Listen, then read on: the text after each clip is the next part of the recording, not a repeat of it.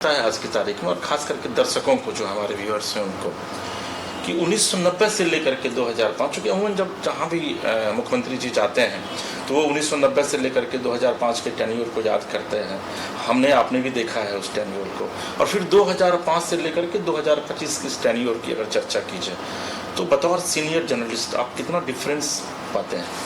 देखिए, बिहार की जो स्थिति पहले रही है कमोवेश 2090 से 2005 के बीच की हम अगर बात करें तो आप देखेंगे कि ये वो दौर था जिस समय महिलाओं की जो स्थिति थी बहुत अच्छी नहीं कही जा सकती है राजनीतिक परिप्रेक्ष्य में। मसलन जो महिलाएं थी, न उनकी पंचायत में हिस्सेदारी थी, न ही उनकी नगर निकाय में कहीं हिस्सेदारी थी।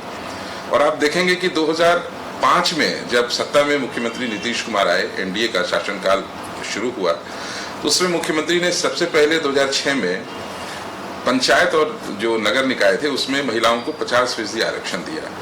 और ये कहते हैं कि महिला सशक्तिकरण की जो पूरे देश में आज चर्चा होती है, तो महिला सशक्तिकरण का ये जो दौर था, इसे आप कह सकते हैं कि वो सबसे प्रीलिमिनरी ये दौर था, ये सबसे प्रारंभिक दौर था जब महिलाएं कहीं भी सत्ता में नहीं थी, सत्ता में उनकी कोई भागीदारी नहीं थी। तो इस हिसाब से सत्ता में उनकी जो नीतियां थी, जो वो नीतियां बनती थी, वो पुरुषों के लिए नीतियां थी ज्यादातर, महिलाओं के लिए कोई ऐसी नीतियां नहीं थी विशेषकर। तो जब महिलाएं सत्ता में आई 2005 के बाद 2006 के नगर निकाय और पंचायत जब आरक्षण उनको दिया गया तो बड़ी काफी संख्या में महिलाएं, 50% संख्या में महिलाएं आई, और जो कुछ सीट सामान्य सीट थी उस पर भी महिलाएं जीत गई। तो महिलाओं की संख्या एक बड़ी जो कह सकते हैं प्रतिनिधि के तौर पे, जनप्रतिनिधि के तौर पे बड़ी संख्या महिलाओं की आई और वो नीति निर्धारक बनी। आज आप जो देखते हैं, आधी आबादी की चर्चा करते हैं, पूरे देश में महिला सशक्तिकरण के रोल मॉडल की बात होती है, तो हम इसे कहने से कहीं से गुरेज नहीं है कि महिला सशक्तिकरण का अगर कोई रोल मॉडल है तो वो सबसे पहले बिहार है, और बिहार ने इसे करके दिखाया है। अब अगर हम 2005 के बाद की बात करें, जैसा आपने कहा 1990 से 2005 का ये जो दौर था, इसमें महिलाएं जो थी, जो आप देखेंगे कानून व्यवस्था की स्थिति बहुत अच्छी नहीं थी। पटना हाई कोर्ट ने टिप्पणी भी किया था कि बिहार में जंगल राज है। तो 2005 के पहले हमेशा जो इस मंच पे माननीय मुख्यमंत्री कहते रहते हैं कि लोग शाम 5 बजे के बाद घरों से बाहर नहीं निकलते थे। हम लोग भी मीडिया के उस समय मीडिया की नौकरी में थे, जिस समय हम लोग ये जो दौर था तो बड़ी नजदीक से हम लोगों ने भी ये देखा कि कभी भी अगर हमारा घर भागलपुर था तो हम अगर भागलपुर जाने की सोचते थे तो शाम में जाने का तो सवाल ही नहीं था। ये सोचते थे कि सुबह सुबह निकल जाएं या दिन में निकलें ताकि शाम होने से पहले हम भागलपुर भी अपने घर पहुंच जाएं। तो ये जो एक दौर था, ये जो एक तरह से कह सकते हैं कि जो विश्वास का संकट था, एक विश्वास था कि हम घर पहुंच पाएंगे कि नहीं। जो कहीं ना कहीं लॉ एंड ऑर्डर का जो सिचुएशन था, वो इसे देख करके लोग सवाल उठाते थे कि जब शाम 5 बजे के बाद बच्चे घर नहीं लौटते थे तो माँ बाप को चिंता होती थी कि वो फोन लगा के पूछते थे कहाँ हो, या अगल के पास पड़ोस के लोगों से जाके पूछना शुरू कर देते कि हमारा बच्चा आया है था कि नहीं। तो ये जो डर था, ये जो संशय था, ये जो विश्वास का संकट था, इस दौर से बाहर निकालने का काम काबिले तारीफ रहा 2005 में जब सत्ता संभाला एनडीए के साथ मुख्यमंत्री जी ने, और महिलाओं की दशा सुधारने में उन्होंने सबसे ज्यादा ध्यान दिया। आप देखेंगे कि 2007 में फिर विश्व बैंक से कर्ज लेकर के जीविका की स्थापना की गई। आज जीविका में 1 करोड़ 30 लाख से ज्यादा जो महिलाएं हैं वो जुड़ी हुई हैं, आत्मनिर्भर बनी हुई हैं। इसके बाद आप देखेंगे जब इससे आगे बढ़े तो वो जो शिक्षकों की जो नौकरी थी, जो नियोजन के तौर पर शिक्षकों की जो नौकरी हुई, उसमें जो थी महिलाओं को भी उन्होंने 50% आरक्षण दिया। सरकारी नौकरियों में भी महिलाएं आने लगी, महिलाओं की एक बड़ी आबादी सरकारी नौकरी में आई। इसके बाद जब सबसे बड़ा एक टर्निंग पॉइंट के रूप में आप देखेंगे कि 2016 में जो मुख्यमंत्री का एक बड़ा निर्णय हुआ शराबबंदी का, शराबबंदी एक ऐसा निर्णय हुआ, एक टर्निंग पॉइंट बना जिसने आधी आबादी को पूरी तरह से सरकार के पक्ष में गोलबंद कर दिया। आप कहेंगे कि ये कैसे हो सकता है, कैसे एक महिलाएं, क्योंकि एक शराबबंदी एक ऐसा निर्णय था जो महिलाओं की मांग पर ही मुख्यमंत्री जी ने किया। इससे पहले चुनाव में वो गए तो महिलाएं कहीं बोली कि अगर आप शराब रोक देते हैं मुख्यमंत्री जी तो महिलाएं हम लोग बहुत खुश होंगी। तो मुख्यमंत्री जी को लगा कि चलो बीच मन से कहीं महिलाएं ये आवाज उठा रही हैं तो शराबबंदी वाकई में करना चाहिए। तो पहले प्राथमिक तौर पे जो थे शुरू में कुछ जगहों पे बंद हुआ, बाद में जो है धीरे धीरे सरकार को लगा कि नहीं अब इसको पूरी तौर पे बंद कर देना चाहिए। भले ही रेवेन्यू का लॉस हो, 5-6 हजार करोड़ का उसमें रेवेन्यू लॉस बताया गया था, लेकिन बावजूद इसके मुख्यमंत्री ने एक कड़ा निर्णय लेते हुए शराबबंदी लागू कर दिया बिहार में। और आज 2016 से आज 25 करीब 10 साल होने को है, 9 साल होने को है, देखेंगे कि इससे जो जीवन स्तर सुधरा है, जो महिलाओं की जो सामाजिक जो उसकी स्थिति सुधरी है अपने घर में, उसके परिवार में जो उसकी स्थिति सुधरी है, वो कहीं ना कहीं उसके जो कहते हैं कि उसके जो लिविंग स्टैंडर्ड को भी बढ़ाया उसने। जो पैसे पहले शराब पे खर्च हो रहे थे, जो पैसे बर्बाद हो रहे थे, वो पैसे कहीं ना कहीं उसकी सेहत पे खर्च हो रहे हैं। एम्पावर्ड हुई है महिलाएं आज वास्तव में उसपे शिक्षा पे वो खर्च होने लगा पैसा। वही पैसा उनके लिए जो उनके जीवन में जो बचत जो होता है, जो सेविंग्स था, उसमें वो कन्वर्ट हो गया। दूध की खपत बढ़ गई, तो कई इकोनॉमी को उसने प्रभावित किया, जो कहीं ना कहीं महिलाओं के एक जो है उसको कह सकते हैं कि उसके संपूर्ण हित से ये जुड़ा हुआ ये निर्णय हुआ। इसके बाद सरकारी जो तमाम जो सरकारी सेवाएं थी बिहार में, उसमें 35% का आरक्षण। तो ये कह सकते हैं कि 100 में से तीसरी जो महिलाएं हैं उसकी नौकरी की गारंटी बिहार में हुई। तो हम अपने जो बहन बेटियों की नौकरी की गारंटी वाला अगर कोई स्टेट है, कहे कि गारंटी वाली कोई सरकार हो, तो ऑब्वियसली वो नीतीश कुमार की सरकार। बिहार पहला प्रदेश है जिसने 35% आरक्षण दिया। और उसका ये नतीजा हुआ कि जो पुलिस फोर्स है जो हमारे यहाँ, वो देश में सर्वाधिक पुलिस की नौकरी में महिलाएं हैं। 28% लगभग जो है महिलाएं पुलिस की नौकरी में है। और ये ऐसा सवाल है कि कहीं ना कहीं महिला जो असुरक्षित महसूस करती थी, कभी टेम्पो पे जाने के दरमियान, कभी किसी जर्नी में बसों में जाने में, रेलवेज में, सड़कों पे जाने में, तो अब उन्हें ये तो है कि कहीं ना कहीं महिलाएं उनकी आवाज सुनने वाला है। थाने में कंप्लेन करने जा रही है तो महिलाएं बैठी हैं। जो महिलाएं घूंघट में थी जी, वो अब सुरक्षा प्रदान कर रही हैं। तो कहीं ना कहीं ये एक टर्निंग पॉइंट बना सरकार के लिए। और ये कई ऐसे फैसले हम एक एक करके अगर चर्चा करें, छोटे तौर पे भी देखते जाइए आप। मुख्यमंत्री कन्या उत्थान योजना है, जन्म से लेकर के स्नातक होने तक उसे 94,000 रुपए से ज्यादा यानी 95,000 करोड़ रुपए सरकार दे रही है। महिला उद्यमी योजना, महिलाओं को उद्यम करने के लिए 10 लाख रुपए तक की सहायता दी जा रही है। आप एक महत्वपूर्ण चीज बोल रहे हैं। आपको याद होगा कि मुख्यमंत्री जी जब भी कहीं जाते थे, चूंकि मैं सेवाएतरम उनके साथ 3 साल गया था, तो महिलाओं की भारी भीड़ जुटती थी।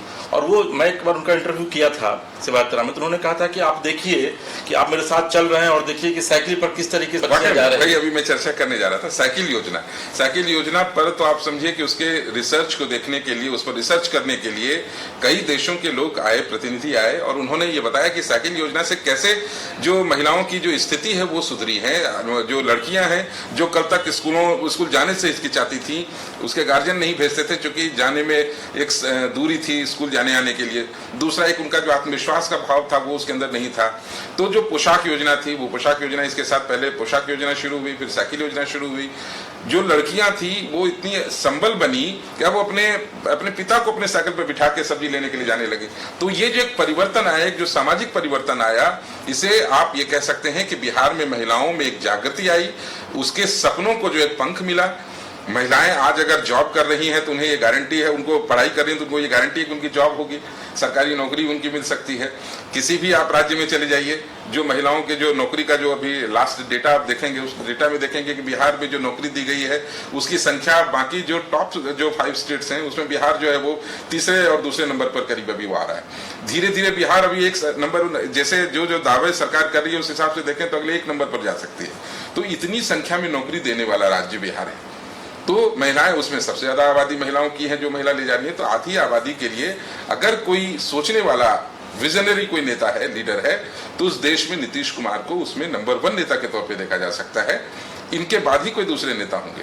तो महिलाओं को जुबान दिया, महिलाओं को आजादी दी, महिलाओं को संबल बनाया, महिलाओं को आत्मनिर्भर बनाया, महिलाओं को सशक्त बनाया, महिलाओं को उनके जो प्रति व्यक्ति आय है, जो महिलाओं का जो आय है उसको बढ़ाया। तो ये कह सकते हैं कि ये तमाम ऐसी चीजें हैं जो कहीं ना कहीं सरकार के लिए एक जो चुनाव में जो है ये जीतने वाला जिताऊ ये मुद्दा है। और बिहार में आप देखेंगे नीतीश कुमार जी के साथ, मुख्यमंत्री जी के साथ जो सबसे बड़ा तबका है, जो जीत में उनकी बड़ी भूमिका निभाती है, वो महिलाएं हैं, आधी आबादी है।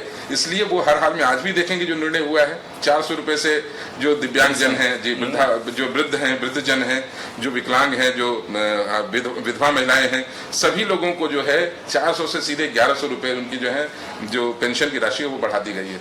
तो ये सरकार ये सोचती है कि उनके निर्णय से फायदा किस वर्ग को हो रहा है, किस वर्ग को जरूरत है उसके हिसाब से वो निर्णय हो रहा है।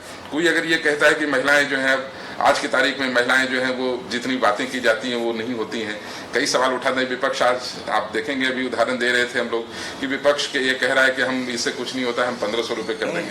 आप 1500 नहीं 2000 5000 कर दीजिए, लेकिन ये अभी जिसने किया, जिस सरकार ने ये निर्णय लिया, उसने ये नहीं सोचा कि हम इसका फायदा किसको दे रहे हैं, उसने ये नहीं सोचा कि हम किसी जाति विशेष को इसका फायदा दे दें, उन्होंने ये नहीं सोचा कि इसमें भी एक तरह से हम जो है महिलाओं को न दें और किसी वृद्धजन को दे दें या किसी वैसे जाति वर्ग को दे दें जिससे हमें वोट टर्नआउट में फायदा मिलेगा। तो ये कह सकते हैं कि ये निर्णय सरकार ने एक एक तरह से कहते हैं बहुसंख्यक लोगों के को देखते हुए उनके 400 रुपए से सीधे 1100 लगभग तिगुनी वृद्धि कह सकते हैं, उन लोगों के हक में ये फैसला किया। ये खबर आज मैं देख रहा था, बहुत रिसर्च बेस्ड स्टोरी थी वह, उसमें यह दिया गया था कि भाई पटना की महिलाएं जो हैं वो अब गाड़ी चलाने में भी काफी अव्वल है। वाकई में और पटना में महिलाएं गाड़ी महिलाओं की बड़ी संख्या में महिलाओं ने जो है अपने ड्राइविंग लाइसेंस के लिए अप्लाई किया है और महिलाएं गाड़ी चला रही हैं। अभी जो पिंक बसें माफ कीजिएगा, पिंक बसें जो आई है, पिंक बसें महिलाएं चला रही हैं, उसके कंडक्टर जो हैं वो महिलाएं हैं, ड्राइवर महिलाएं होंगी। तो ये निर्णय सरकार कहीं ना कहीं महिलाओं को ये बताने की कोशिश कर रही है कि महिलाओं के लिए कोई सोचने वाला राज्य है, सबसे पहला कोई राज्य है तो वो बिहार है, और उसकी कोई सोचने वाली सरकार है तो वो एनडीए सरकार है। तो ये कह सकते हैं कि महिलाओं के लिए कोई कल क्या सोचेगा उसको वो बात की चीज है, लेकिन आज हमारे जो मुख्यमंत्री हैं विजनरी हैं, आधी आबादी के प्रति डेडिकेटेड हैं, समर्पित हैं, और मुख्यमंत्री आधी आबादी के लिए हर वो हक के लिए उसके फैसले ले रहे हैं जिससे कहीं ना कहीं महिलाएं जो हैं आत्मनिर्भर बने, सशक्त बने और अपने परिवार के साथ समाज और देश का नाम भी रोशन करें। उसमें थोड़ा एक और एड ऑन करना चाहेंगे कि आज मैं रिपोर्ट जो पढ़ रहा था उसमें था कि लगभग 1.25 लाख महिलाओं को ड्राइविंग लाइसेंस जो है वो निर्गत किया जा रहा है आने वाले दिनों में। ये कितनी बड़ी उपलब्धि है किसी प्रदेश के लिए। वाकई में इसमें देखिए ये होता है कि गाड़ी चलाने में जिस तरह से एकाधिकार पुरुषों का था, अब महिलाएं गाड़ी चला रही हैं। कई जो बेटियां हैं एक अच्छी सर्विस जो है सरकार के यहाँ जब नौकरी की गारंटी है तो नौकरी करेंगे ही, तो उन्हें गाड़ी चलाने के लिए जो है अगर ड्राइविंग लाइसेंस होगा, उनके पास गाड़ी चलाना जानती होंगी तो गाड़ी चलाएंगी। तो एक लिविंग स्टैंडर्ड आप जो कहते हैं कई स्तर पे होती है। बिहार की बात पिछड़े राज्य की में होती थी, आज कम से कम ये चर्चा तो होने लगी बिहार में कि हमारी बेटियां जो है वो ड्राइविंग लाइसेंस लेकर के गाड़ियां चला रही हैं। तो ये कहीं ना कहीं एक सतत विकास का क्रम है जो लगातार बिहार उस पहिए पे, विकास के पहिए पे सहारे आगे चल रहा है। तो ये अगर कोई कहता है कि बिहार में कुछ नहीं हुआ है, डेवलपमेंट कुछ नहीं हुआ है, तो वो पिछला 20 साल का डेटा आप निकाल के देख सकते हैं बिहार कहाँ था, आज बिहार कहाँ खड़ा है।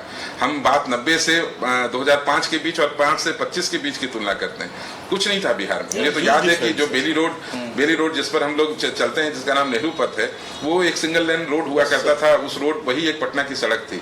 आज कितनी सड़कें, हर दिन जो है सड़कें बन रही हैं। आप देखेंगे कि कोई ऐसा फ्लाईओवर का जाल बिछ गया, पुल पुलियों का जाल बिछ गया। कहीं से भी आप किसी भी कोने से पटना आते हैं 3 से 3.5 घंटे में पटना पहुंच रहे हैं। मैं भागलपुर अमूमन अपनी गाड़ियों से आता जाता हूँ, 4.5 घंटे में मैं भागलपुर पहुंच रहा हूँ अभी। और इसमें रफ्तार में कमी आई हुई, रफ्तार बढ़ेगी और दूरी जो है घटेगी और मुझे लगता है कि समय बचेगा।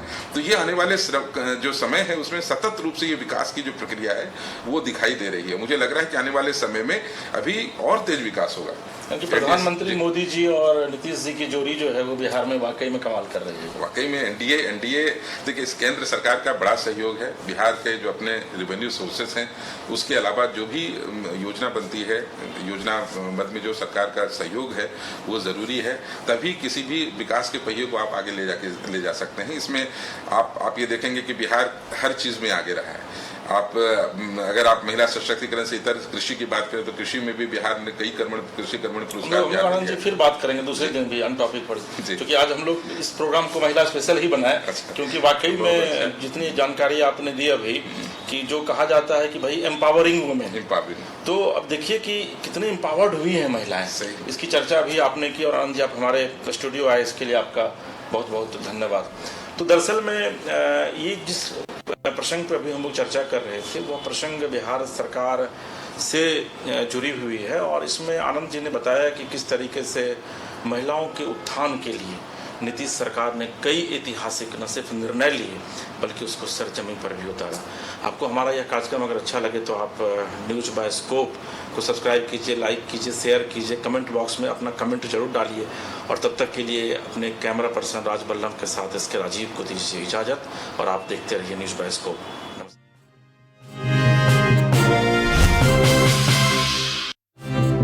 गोल जहां 27 वर्षों के सफर में